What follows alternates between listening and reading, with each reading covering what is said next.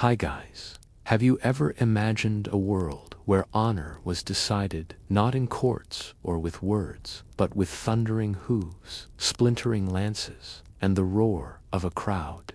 A world where knights in glittering armor lowered their visors, prayed under their breath, and charged at each other with the force of a storm. Today, I'm going to take you back to the Middle Ages, to the tournaments where men risked life and limb for glory, reputation, and sometimes even love. This is not just a tale of sport, it is the story of jousting, a spectacle that blended war, chivalry, politics, and danger into one unforgettable display. But here's the secret.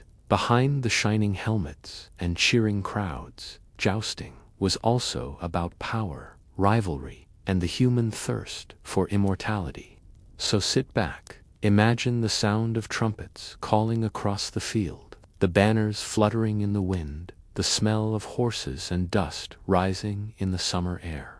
Picture knights gripping heavy lances, eyes fixed on their opponent, their hearts pounding inside cages of steel.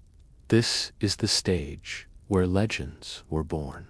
This is jousting in the Middle Ages. Dim the light, clear your mind, and let's step straight into the lists. The fields of Europe were alive with noise on tournament days. Villagers traveled miles to see knights clash. Lords arrived with retinues to display wealth, and merchants sold food, flags, and trinkets to eager crowds. For the common people, it was a festival. For the nobles, it was a chance to show their power. For the knights, it was both proving ground and theater. The air was thick with excitement as heralds rode out, announcing names and titles. Trumpets blared, and then the knights appeared, shining, towering, seemingly invincible. Children gasped, women cheered, men lifted their caps in salute. The knights were more than warriors. They were symbols of everything the medieval world believed in: courage, honor, loyalty, and strength. But make no mistake, beneath the pageantry was danger. A lance was no toy. One strike could break bones, crush helmets, even kill. Jousting was not like modern sport with referees and safety nets. It was brutal, unpredictable, and very real. Knights accepted this risk because, to them, honor was worth more than life itself. To fall in the lists was shame. To triumph was glory eternal. Training for such contests began early. Young squires spent years learning the art of horsemanship, swordplay, and the lance. They practiced striking Quinton's wooden dummies with shields again and again, their shoulders aching until they could aim with precision. They learned to control war horses bred for strength and speed, animals as costly as castles. Armorers crafted suits of plate that fit like second skins, each piece hammered and polished until it gleamed. To don such armor was not only to protect oneself, but to step into a role half man, half legend. By the time a knight entered the lists, he carried not only his own hopes, but the pride of his family, his lord, and sometimes even his country. Jousts were rarely just games. They were displays of might that could influence politics, marriages, and wars. A knight who proved himself on the field could win the favor of a king or the love of a noble lady. Alliances were formed, reputations made, and fortunes changed by the outcome of a single day. And the rituals mattered. Before the joust, knights would often dedicate their combat to a lady, tying her token a ribbon, a scarf, a glove to their armor. The crowd would cheer louder for those fighting in the name of love.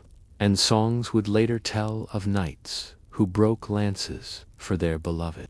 In a society where romance was wrapped in rules of chivalry, the joust became a theater of passion as much as of war. The lists themselves were arenas of awe. A long wooden barrier divided the field, keeping the charging knights from colliding head-on. Sand was spread to soften the fall of men and horses. Colorful pavilions lined the edges, where nobles and ladies sat beneath canopies. Trumpeters, drummers, and heralds kept the rhythm of the day. At the center sat the king or the local lord, his judgment final, his presence adding weight to every clash. When the time came, the knights rode to their positions, their horses stamping, snorting clouds of steam in the cool morning air. They lowered their visors, raised their shields, and leveled their lances. The crowd hushed, trumpets blared, and then impact. Two bodies of flesh, muscle, and steel collided with unstoppable force.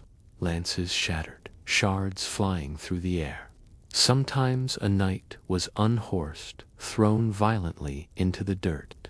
Sometimes both remained seated, circling for another pass. Cheers erupted, echoing across the field. The contest was both deadly serious and wildly exhilarating, and the people loved it. Some knights became legends through jousting alone.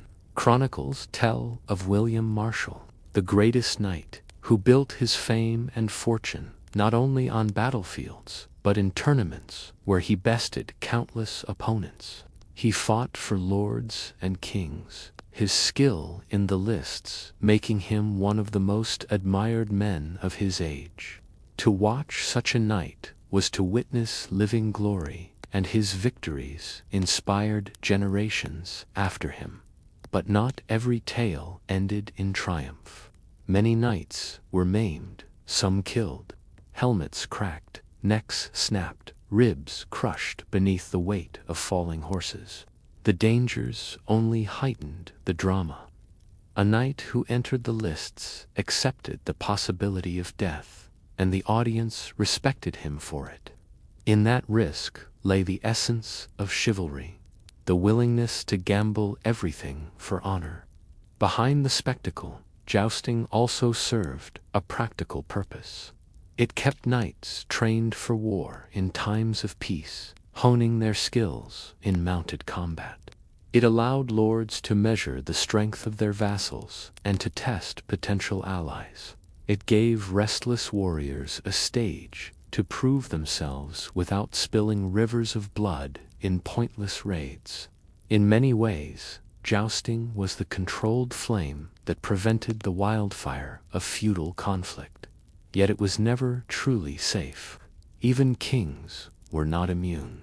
King Henry II of France died in a joust when a splinter of a broken lance pierced his eye and entered his brain. His death shocked Europe, a reminder that even the highest in the land risked their lives for the sake of glory. Still, the tournaments continued, growing more elaborate with time. Some became week-long festivals with feasting, dancing, pageants, and plays. Knights paraded in dazzling armor, horses draped in cloth of gold, banners shining in the sun. The people flocked to see them, not only for the jousts, but for the chance to escape the toil of daily life and witness a world of splendor.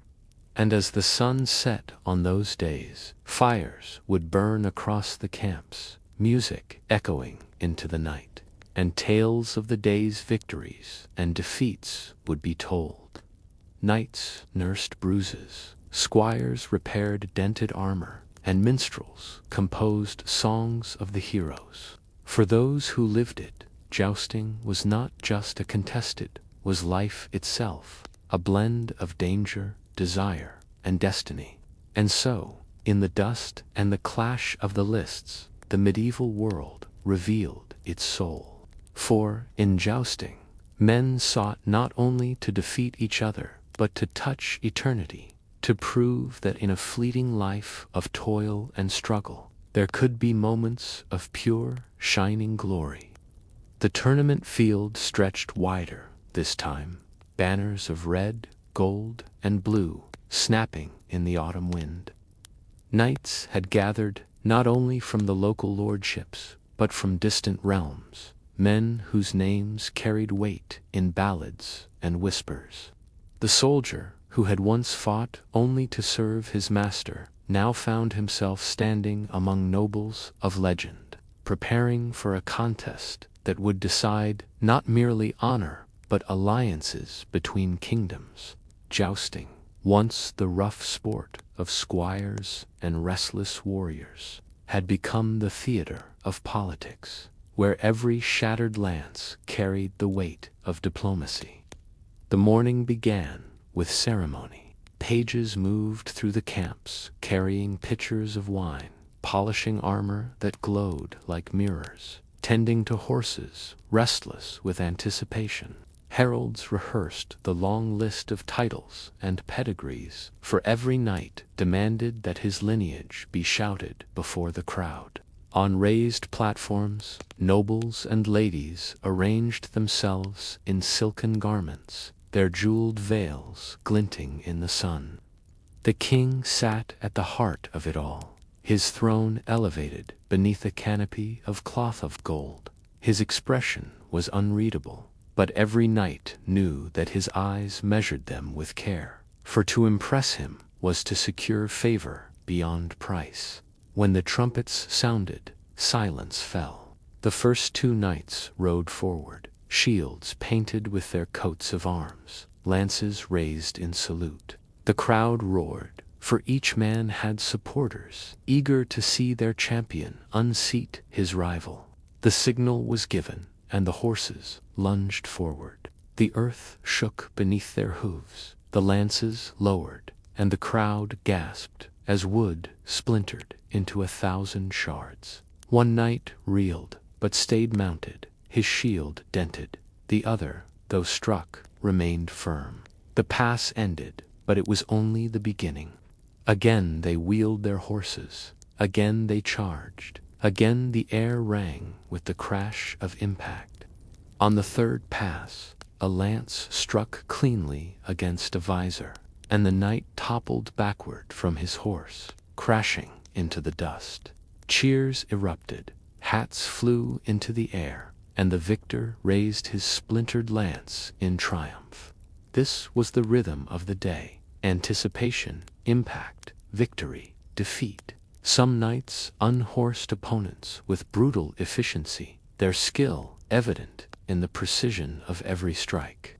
Others fought more for survival than glory, clinging to their saddles, enduring the storm until mercy or exhaustion ended the match.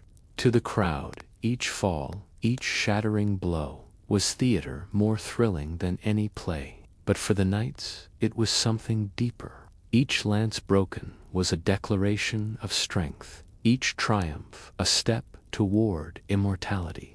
Among the knights was one whose reputation already filled the air like a songster, Renard of Gascony, a man whose victories had been sung across Europe.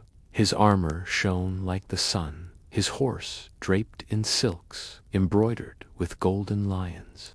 Women waved ribbons and scarves as he passed. Men shouted his name, and children pointed in awe.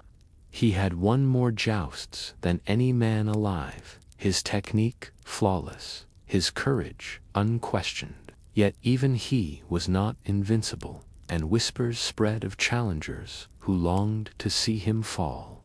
One such challenger was Sir Alaric of the North, a younger knight whose skill had been proven in skirmishes, but whose fame was yet to be written. His armor was less ornate, his horse less adorned, but there was fire in his eyes. He rode into the lists with quiet determination, ignoring the jeers of those who doubted him. To face Renard was to risk humiliation, but it was also the chance to leap from obscurity into legend. The two knights saluted, their lances heavy in their gauntlets. The crowd hushed, sensing the weight of the moment. The trumpets blared, they charged. The thunder of hooves shook the ground. The wind rushed past, and in the instant of collision, the world narrowed to a single point of impact. Renard's lance struck Alaric's shield, splintering, but Alaric's lance found Renard's chest with such force that the champion reeled backward, nearly unhorsed. The crowd gasped. Renard steadied himself, furious, his pride stung. On the second pass, he struck harder, shattering Alaric's shield. Yet again, the younger knight held firm. On the third pass, with all eyes watching, Alaric's lance struck Renard's helm, knocking him clean from the saddle. The great champion fell, the dust rising around him, and the crowd erupted in disbelief. Sir Alaric dismounted, bowed to his opponent, and lifted his visor, his face calm, but his eyes alight with triumph. In that moment, a new legend was born, and the whispers of the crowd turned from Renard's glory to Alaric's destiny. The tournaments did more than decide fame. They forged bonds and rivalries that stretched far beyond the lists. Lords who supported victorious knights strengthened their prestige, while those whose champions fell schemed to recover their honor. Promises of marriage were made, alliances hinted at, treaties discussed in the shadows of pavilions. Every broken lance echoed not only on the field, but in the halls of power. For the knights themselves, the jousts became a way to transcend mortality. Many knew they would never command armies or inherit vast estates. Their chance to be remembered lay in the lists, in the songs of minstrels, in the cheers of the people. Some sought fortune, for prizes of gold and silver were often awarded. Others sought love, hoping to win the favor of a lady whose smile meant more than wealth. But for most, it was the taste of immortality they craved, the dream that their names would echo through centuries. Yet, not all tales ended in glory. On the third day of the tournament, a knight named Sir Geoffroy faced an opponent whose lance struck to trutha. The splinter drove through the visor, piercing his throat. He fell from his horse, blood soaking the ground, his life spilling into the dust. The crowd gasped, then fell silent. Death was not common, but it was never far. The heralds carried him away, and the next match began, for the spectacle could not pause. To die in the lists was to die in honor, yet it was also a stark reminder of the risk every knight embraced. As the years passed, jousting grew ever more elaborate. Armor became heavier, designed not for battle, but for the lists, with reinforced helms and plates crafted to withstand impact. Lances were hollowed to shatter more easily, creating the dramatic splinters that the crowd loved. Rules were refined, points awarded for strikes to shield, helm, or unhorsing.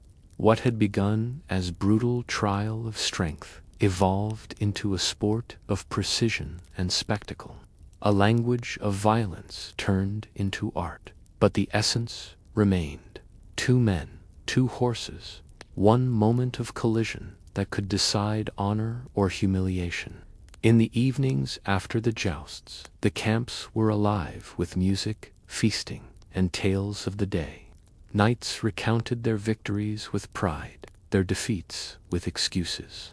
Ladies whispered of the gallantry of those who fought in their name, choosing favorites, bestowing tokens for the next day's contests. Merchants counted their coins, poets composed verses, and squires mended dented armor. The tournament was not just combated, was a world unto itself, a festival that bound together war and peace, love and rivalry, life and death, and always, beneath the pageantry, the truth remained. Jousting was more than sport. It was a mirror of the age, reflecting the ideals of chivalry, the hunger for glory, the pursuit of immortality in a world where life was often short and brutal. For every knight who rode into the lists, The charge was not merely against another man, it was against time itself, against the oblivion that awaited all men who left no mark upon the world. Thus the dust rose, the lances shattered, and the echoes of hoofbeats carried across the fields of Europe, writing stories that still live in the imagination centuries later. The tournament at Bruges had grown so large that it seemed as though half of Christendom had gathered upon its fields. Rows upon rows of pavilions stretched across the meadow, painted in bright heraldic colors, each flying the crest of a family eager to display wealth and prestige. The air was filled with the smell of roasting meat, the sound of minstrels tuning their lutes, and the constant rhythm of hammer against anvil as smiths repaired dents in armor from the previous day's encounters. Villagers mingled with nobles, children darted between tents, and merchants shouted their wares. The joust had become more than a contest. It was a fair, a spectacle, and a theater of power where reputations rose and fell like dice in a gambler's hand. Knights arrived in procession, mounted on destriers, draped with rich caparisons, their armor polished until the sun itself seemed to bend around them. Some bore plumes so tall their helmets looked like crowns, others carried banners trailing in the wind. But all shared the same grim anticipation that grew as the moment of combat approached. These men had trained for years, endured the punishing drills of Quinton and Tiltingyard, and now faced not straw dummies, but flesh and steel.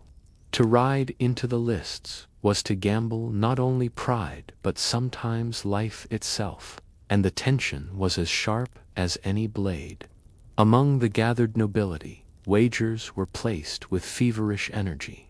Lords staked purses of silver, merchants gambled whole shipments of cloth, and ladies whispered promises of favors to those who triumphed in their name. The tournament was not only about broken lances and splintered shields, it was about influence, marriage, and the subtle games of politics. Kings and dukes watched not merely as spectators, but as judges of character, measuring which knight might be worthy of command, or which noble house might rise or fall through the valor of its champion. The lists were prepared with care. Long wooden barriers ran down the center, separating the charging knights and ensuring their horses would not collide head-on. Sand was spread thickly to soften the inevitable falls, though it rarely spared bones from breaking. At either end stood painted posts bearing the coats of arms of the reigning noble, while above all fluttered the banners of the realm. Trumpeters in bright livery stood ready, and heralds rehearsed the long roll of names and titles that would soon thunder across the field. When the first trumpet blast rang out, silence swept over the crowd. The herald rode forward and proclaimed the names of the first two combatants, his voice echoing across the field. Both knights saluted the king and the assembled lords, then turned their horses and took position at opposite ends. Their squires handed them lances, long shafts of ashwood tipped with blunt steel, heavy enough to shatter shields, yet designed at least, in theory, not to kill. With a second blast of trumpets, the knights lowered their visors, spurred their destriers, and thundered toward one another. The collision was like thunder made flesh. One lance shattered upon a shield, spraying splinters into the air. The other struck squarely against a breastplate, driving its target backward in the saddle. The crowd roared, the judges raised their banners, and the herald announced the victor of the first pass. Yet it was only the beginning, for the knights would charge again and again until honor or exhaustion decided the match. Each tilt carried the weight of glory and danger. Some ended with little more than bruises and broken lances. others with men hurled from their saddles, crashing to the earth, with armor clanging and bones snapping beneath the weight. There were cheers for each fall, gasps for each near-death, and songs already forming in the minds of poets who scribbled furiously at the edges of the field. For the people, it was the greatest theater they could imagine, a world where courage was visible, where men became legends before their eyes. It was during the second day that a match arose which would be remembered for generations. Sir Alaric, whose victory over Reynard had made him the darling of whispers across Europe, faced a knight from Burgundy known only as the Black Falcon, cloaked in dark armor, his crest a single black bird upon a blood-red field. The falcon had won each of his tilts with ruthless efficiency. He showed little chivalry, seldom saluting opponents or dedicating his lances to ladies, yet his ferocity drew awe and fear in equal measure. The crowd buzzed as the two men rode to opposite ends of the list, sensing that something extraordinary was about to unfold. The trumpets sounded. Both knights spurred their horses, the ground trembling beneath the charge. Alaric's lance struck first, glancing off the falcon's shield, while the falcon's blow slammed into Alaric's shoulder with such force that sparks leaped from the steel. The crowd gasped as Alaric nearly toppled, yet he held firm. They wheeled about for a second pass, dust flying, the smell of sweat and horseflesh thick in the air. This time Alaric struck true, his lance shattering against the falcon's helm, snapping the plume clean away. The falcon reeled but did not fall, his own strike hammering into Alaric's shield and splintering wood across the field. The crowd erupted, torn between cheers for both warriors. On the third pass, the silence was suffocating. Both knights lowered their visors, their lances angled like bolts of lightning ready to strike. The charge was faster, more desperate, and when they met, the sound was like the breaking of the world itself. Alaric's lance exploded against the falcon's chest, sending him flying from his saddle in a shower of wood and steel. He struck the earth with a crash that silenced the crowd. For a moment, it seemed he might not rise. Then, slowly, painfully, the Black Falcon pushed himself to his feet, raising a gauntlet in salute to Alaric before collapsing into the arms of his squires. The field erupted in cheers, not only for Alaric's victory, but for the sheer courage of a knight who refused to yield even in defeat. That night the camps rang with celebration. Songs were sung of Alaric's triumph. Yet, in the shadows, whispers turned to murmurs of politics. Who was this Alaric, this knight, who had humbled Reynard and now defeated the falcon? Some lords whispered that he might be a pawn of greater powers, others that he sought no banner but his own. In the labyrinth of feudal politics, glory on the field could be both blessing and curse.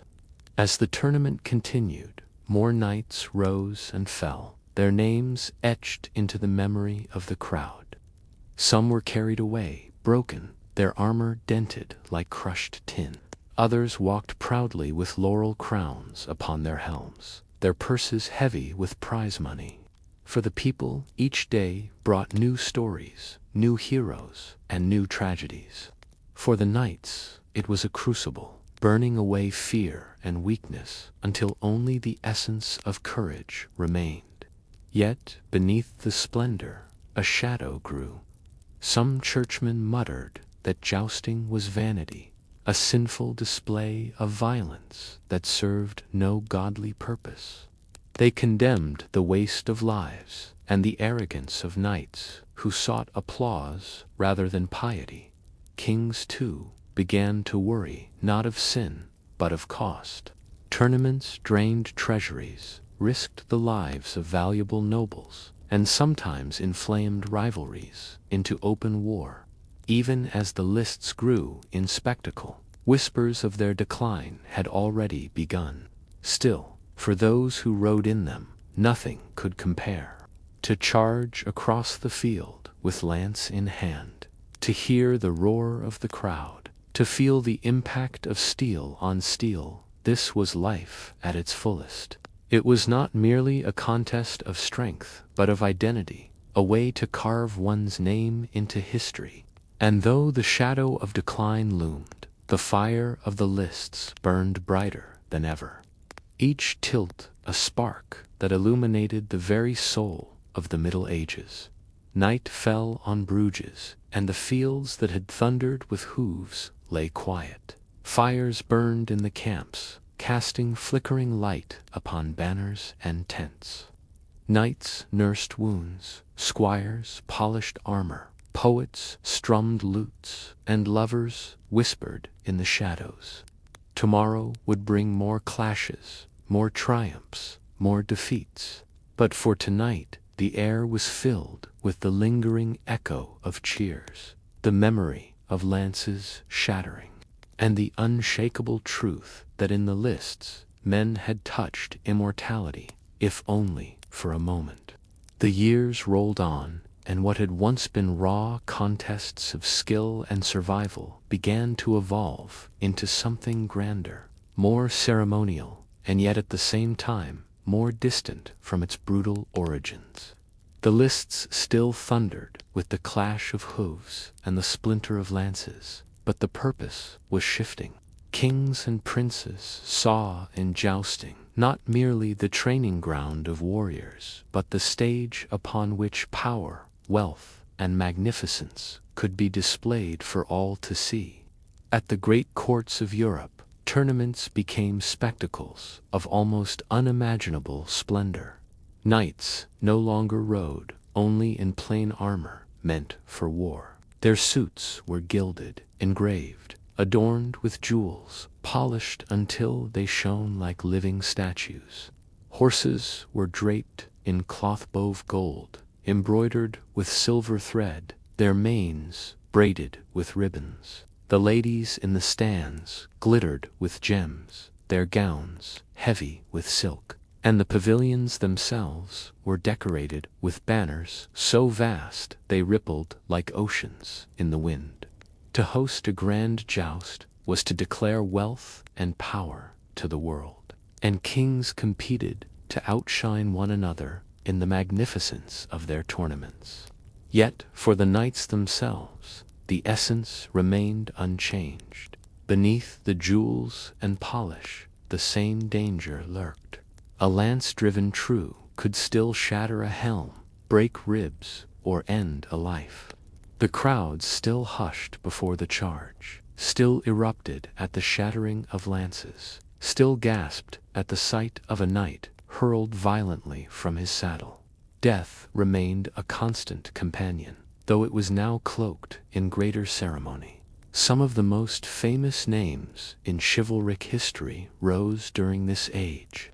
Chronicles tell of Sir John Chandos, companion of the Black Prince, whose skill in the lists was matched only by his valor in war. There was Jacques de la Laring, called the Knight of the Golden Fleece, whose victories across Europe made him a living legend. His tilts were recounted in poems, his triumphs painted on the walls of noble halls. Wherever he rode, people whispered that they were in the presence of chivalry itself. And yet, even Jacques, invincible in so many encounters, met his end not in the lists, but on the battlefield. A reminder that jousting, for all its glory, was still but a reflection of the harsher world beyond. The politics of the lists grew ever more complex. Knights dedicated their lances to queens and princesses, hoping to win favor. Kings arranged matches, not merely for sport. A victory in the lists could raise a man from obscurity to fame, while a humiliating defeat might haunt his reputation for years. In an age where honor was everything, the tilt had become as much a courtly weapon as sword or spear. Yet, even as jousting reached its golden age, it carried within it the seeds of decline. Warfare itself was changing.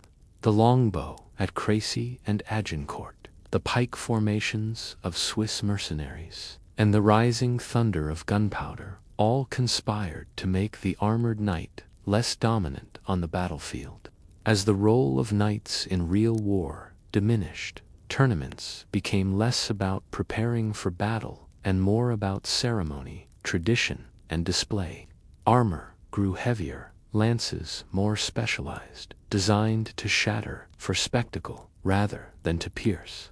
The lists were less a crucible of war and more a stage. And though the people still cheered, some sensed that the heart of the old knightly world was fading. Still, the passion endured. At the court of Maximilian I, called the Last Knight, jousting found one of its greatest patrons. Maximilian adored the lists, seeing in them the perfect embodiment of the chivalric ideal he longed to preserve. He commissioned suits of armor so intricate that they remain marvels of craftsmanship to this day. Each plate engraved, each helm a masterpiece of design. He held tournaments that dazzled Europe, and in his time the joust became as much a pageant as a contest. To ride in Maximilian's lists was to step into a dream of chivalry, a vision of what the Middle Ages wished itself to be, even as the world moved inexorably toward modernity. But danger never left. In 1559, during the reign of King Henry II of France, tragedy struck that would mark the beginning of the end. Henry, himself a lover of the joust, faced Gabriel Montgomery in the lists. On the final pass, Montgomery's lance shattered against the king's visor, and a splinter drove through his eye into his brain. The king lingered for days in agony before dying, and with his death, much of Europe recoiled from the sport. If even a king could be struck down in the lists, was the risk too great, the glory not worth the cost? The answer, slowly, became yes.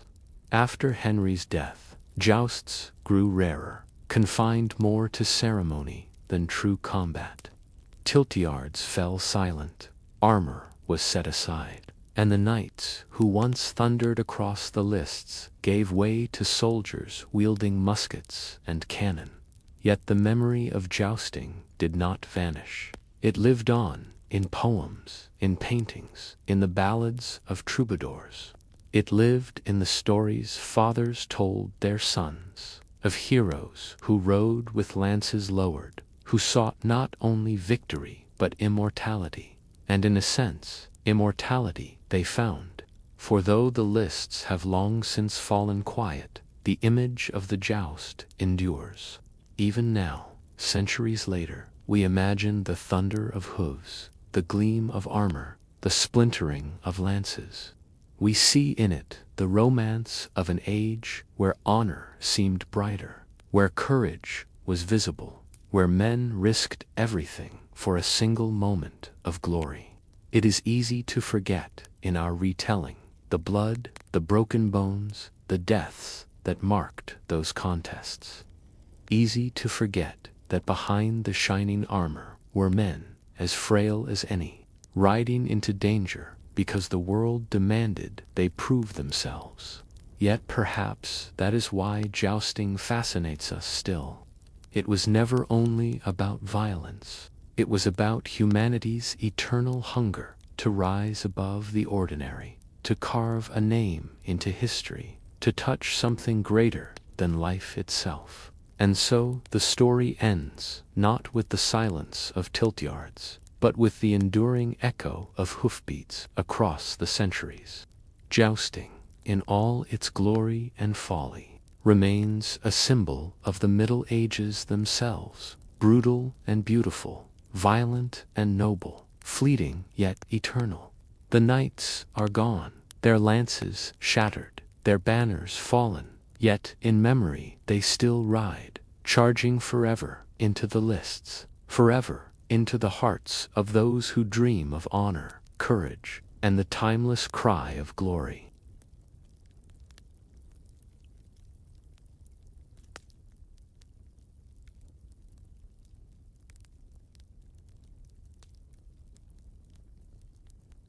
The hearth fire burned low, its embers crackling as a woman cradled her newborn in her arms, the sound of soft cries filling the dimly lit room.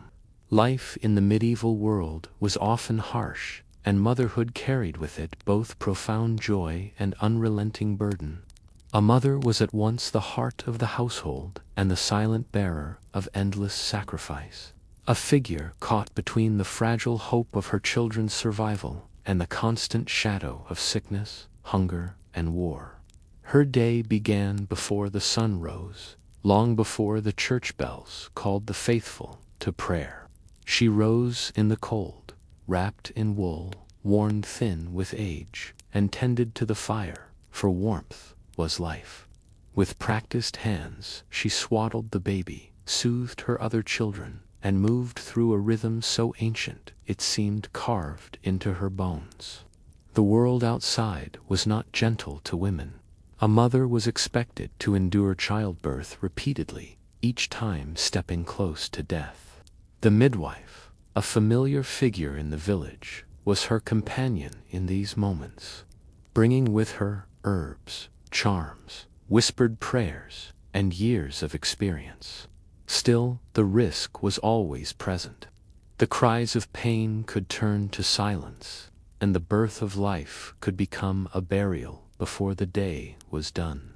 Yet for every tragedy, there was the wonder of survival, the moment when the mother pressed the infant against her breast and felt the tiny mouth take hold, the first sign that the child had a chance to live. Motherhood was both work and devotion.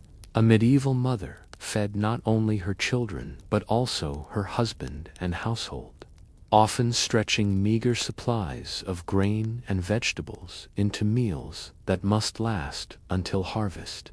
She spun wool, mended clothes, tended gardens, and cared for animals, all while balancing the needs of her young ones tugging at her skirts. Education was limited, yet mothers passed down stories, songs, and prayers, shaping the faith and imagination of their children. A lullaby might carry both tenderness and warning, reminding a child of God's presence, but also the dangers of sin and the devil's snares. The bond between mother and child was fierce, but so too was the fear that lingered over every cradle. Infant mortality was high.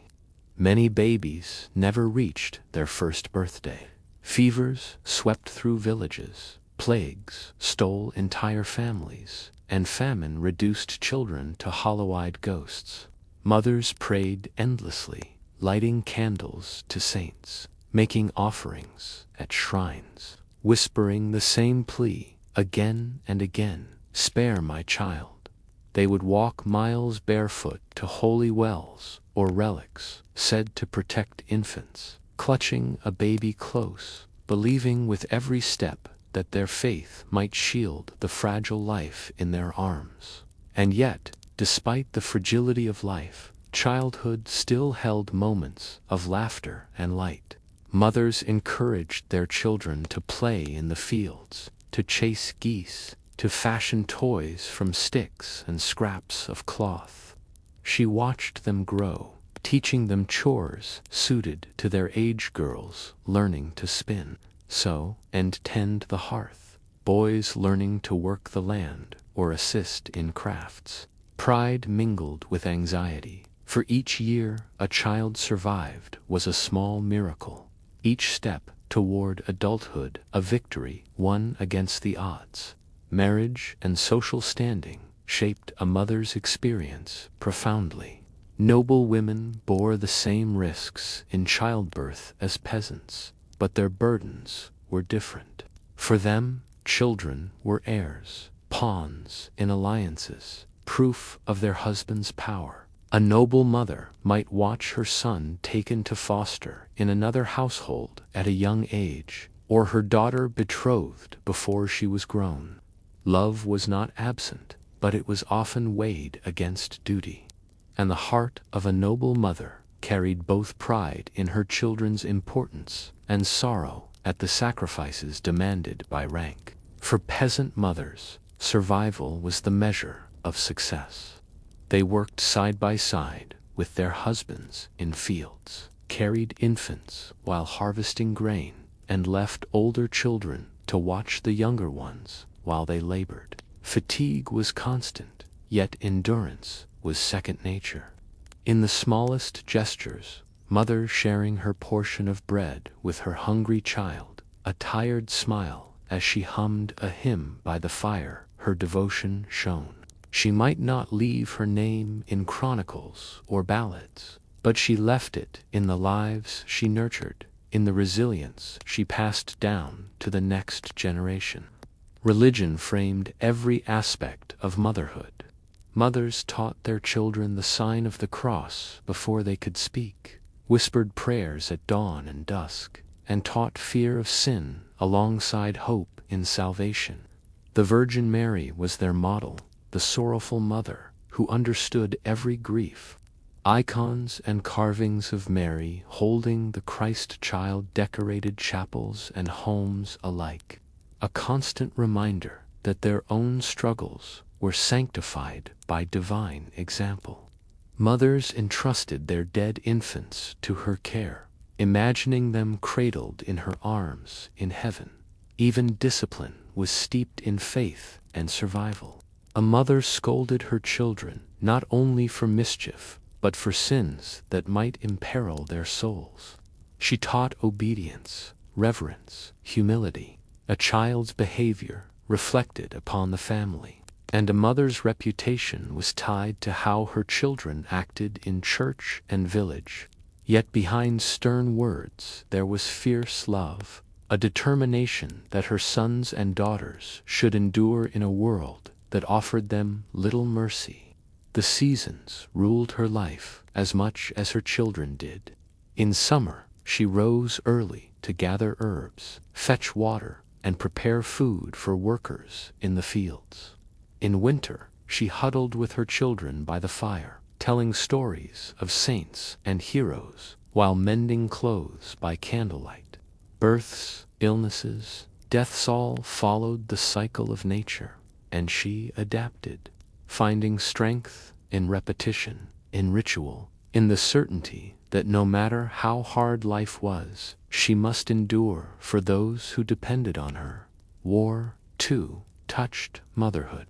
When men marched off to fight, mothers became heads of households, managing fields and defending their families against raids. They bore the anguish of sending sons into battles from which they might never return, of receiving news that a husband had fallen far from home. Some women followed armies as camp followers, caring for children on the road, scavenging for food, nursing the wounded. Others remained in villages emptied of men, carrying the double weight of survival and child-rearing. Legends and ballads occasionally preserved glimpses of motherhood's power. Tales told of women who defended castles while nursing infants, who smuggled food to sons hiding from enemies, who endured grief with unshakable faith. Though chroniclers often overlooked them, their presence was undeniable. The rhythm of medieval life beat in the footsteps of mothers, whose labor, love, and loss formed the invisible foundation of society.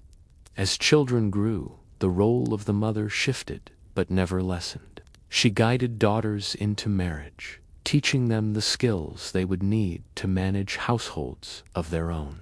She counseled sons as they took apprenticeships or left for war. Her advice, often quiet and practical, shaped decisions more than sermons or decrees.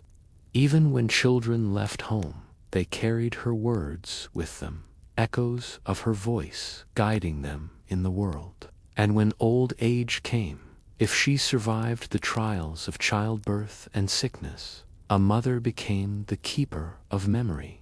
She sat by the hearth, spinning tales of ancestors, recalling past famines and harvests, guiding grandchildren with the wisdom of years. Her hair silvered, her hands worn, she embodied continuity in a world of constant change. She had carried life within her, borne the pain of birth, buried some children and raised others, and through it all she had endured. Medieval motherhood was not simply a private bond, it was the thread that held communities together, binding generations through love, duty, and sacrifice. The rhythm of a medieval mother's life was shaped as much by silence as by sound, for her story was rarely recorded in chronicles or songs. Yet, in the whispered conversations at the well, in the lullabies sung over cradles, in the wails of childbirth echoing through wooden cottages, her presence was undeniable.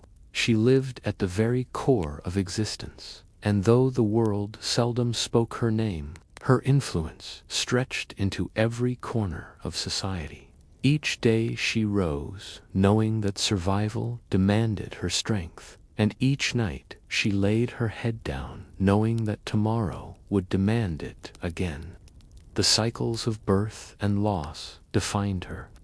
Many mothers carried both living children and the memory of the ones who had been lost. Small wooden crosses in the churchyard marked infants who had never spoken a word, and mothers wept quietly in the knowledge that grief was woven into their lives as tightly as joy. Yet they did not falter, for the living still needed them. A child's fever meant sleepless nights of cool cloths and whispered prayers. A broken limb meant careful tending and endless patience. And hunger meant that she divided bread into smaller pieces, always ensuring the children ate before she did. Even in the harshest circumstances, a medieval mother sought ways to nurture hope. She wove stories from scraps of folklore, tales of saints who had endured suffering and triumphed through faith. Stories meant to remind her children that endurance could bring salvation. In times of plague, when bells tolled endlessly for the dead, mothers clung to their children as anchors of purpose. To care for a child when the world seemed to collapse was an act of defiance, a refusal to surrender to despair. In every embrace, in every whispered "be strong," a mother declared her will to resist the forces that threatened to consume her family. The role of the mother reached beyond the private hearth into the fabric of community. A woman raising children was a teacher of values, a guardian of traditions.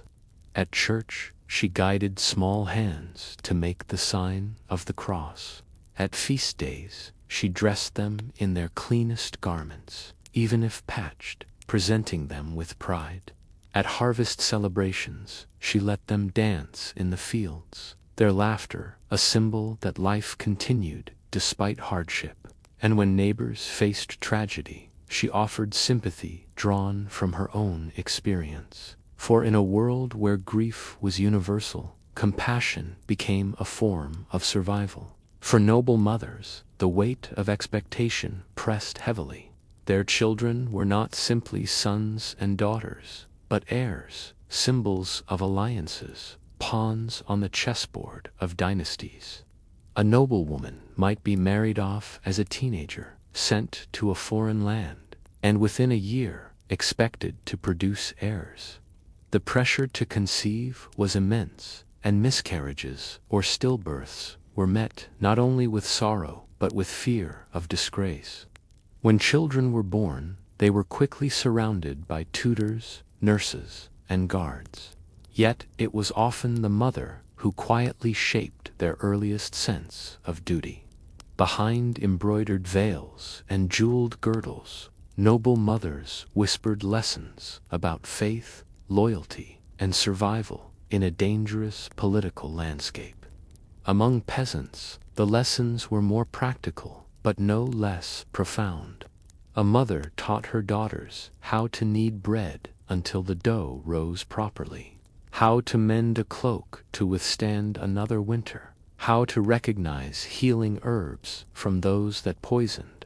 She taught her sons how to carry water without spilling, how to drive geese from the fields, how to listen to the rhythm of the earth. These lessons, passed without parchment or ink, were the true lifeblood of society, ensuring that knowledge endured even when schools and books were far beyond reach. Yet medieval motherhood was not only about toil, it carried moments of deep tenderness. A child resting against her chest, soothed by the rhythm of her heartbeat, knew safety in a dangerous world. A mother humming as she combed her daughter's hair by the fire created a memory that endured into adulthood. In these moments, love transcended hardship, offering a glimpse of beauty in lives often ruled by struggle. Though her labor was unending, her affection gave her children the strength to face the world outside their door. Still, discipline was ever present. A mother could not allow indulgence, for indulgence might lead to weakness, and weakness was dangerous. Children were expected to contribute, early gathering kindling, fetching water, tending animals, and a mother oversaw this with firmness.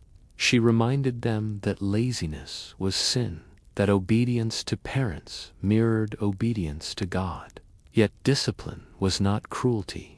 It was guidance, shaped by the harsh realities of survival.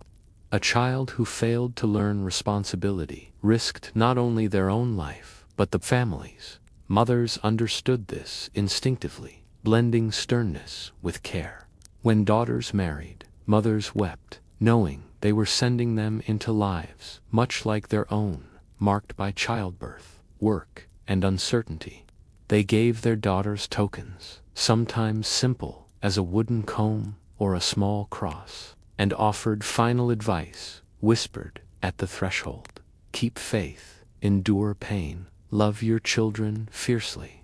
When sons left to apprentice or to serve in armies, mothers embraced them tightly, holding back tears, for they knew many would not return. These farewells etched themselves into memory, shaping how children remembered their mothers long after distance or death separated them. The image of motherhood was also enshrined in devotion to the Virgin Mary. Every mother saw herself reflected in Mary's joys and sorrows, the joy of holding the Christ child, the grief of watching him suffer. Shrines dedicated to her became places where mothers gathered, lighting candles for their children, seeking her protection. Art and stained glass showed Mary's tender embrace, offering mothers both comfort and validation that their struggles were holy, that their love mirrored divine love. To be a mother in the Middle Ages was to feel that every tear, every prayer, every sacrifice connected to something greater than themselves. But even with faith, the end of life loomed near. Many mothers did not survive long enough to see all their children grown.